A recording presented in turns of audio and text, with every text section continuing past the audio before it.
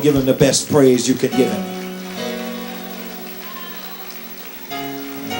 Hallelujah. Hallelujah. Glory to God. Glory. God bless you. Be seated. Be seated.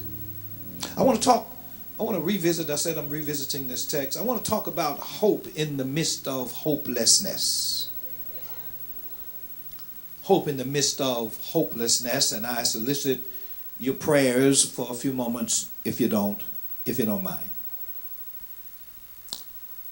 Thank you, Ushers. The book of Jonah chronicles God's concern for the people of Nineveh.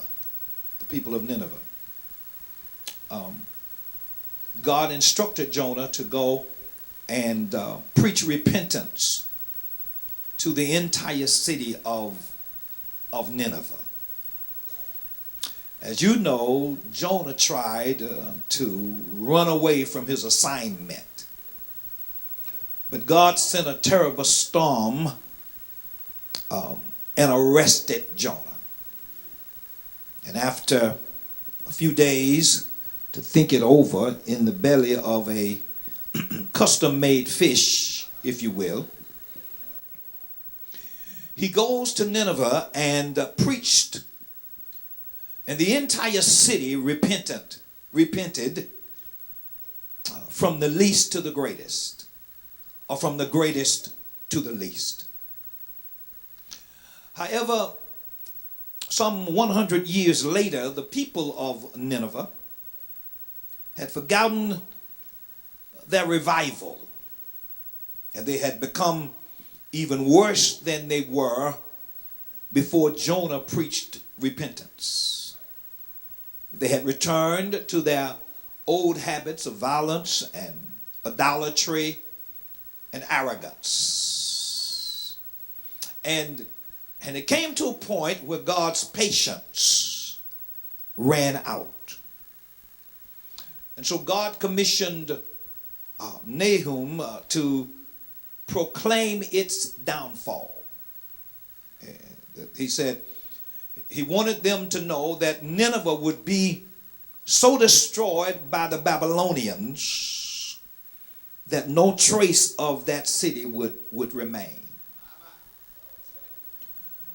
Now this must have caused Nahum some conflict, because his very name means comfort.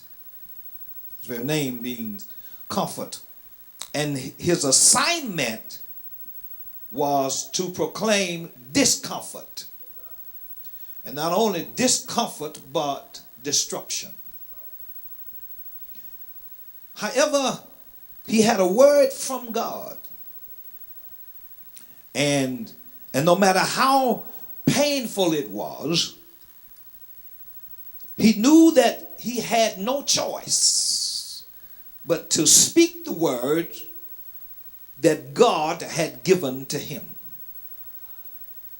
And so in verses 1 through 6, he preaches about the anger of God. He preaches about the anger of God in verses 1 through 6. And in verses 8 through 15, he talks about the plight of Nineveh. And in chapter 2, he talks about the fall of Nineveh. And in chapter 3, he closes by talking about the manner in which Nineveh would be destroyed. But something strange happened in chapter 1. Right between verses 6 and 8, Nineveh says something that just doesn't seem to fit into this message. And if you read the text too fast, you will miss it. Yeah, right between his profession of the Lord's anger and his proclamation of Nineveh's doom, he pauses to record the following words: the Lord is good. A stronghold in the day of trouble. And he knows those who trust in him. Now, when you read the text, when you read the book of Nineveh, even if you read only chapter 1, this verse doesn't seem to fit.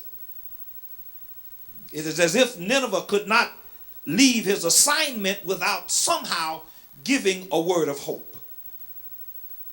My dear friend, Reverend Curtis Ballard, young brother that I've known since he was a baby, said he thought Nahum was having a bipolar moment until he read the scriptures and saw that in the midst of hopelessness, there were others who had such moments. Job, for an example, had lost his children, he lost his wealth, he lost his health, and his friends were fickle and called him a hypocrite. And his wife told him to curse God and die. And in the midst of his pain, Job seemed to have reached his breaking point. And in chapter 19, verse 2, he speaks to his friends and he asks them, how long will you torment my soul and break me in pieces with your words? Because all their words were, Job, if you were righteous, you wouldn't go through all of this. Why don't you just tell the truth, fess up that you've sinned somehow? Because if you were righteous and upright, God would not allow you to go through this. And Job says, how long will you torment me with your words? Look at what he says in verse 7. You don't have to turn to it. He says, if I cry wrong, I am not heard. If I cry aloud, there's no justice. Watch this. He has fenced up my way so that I cannot pass. He has set darkness in my path. He has stripped me of my glory and taken the crown from my head. He breaks me down on every side and I am gone. My hope has he uprooted like a tree. He says, God has fenced me in. God, I know my friends are against me. Now it appears that even God is against me.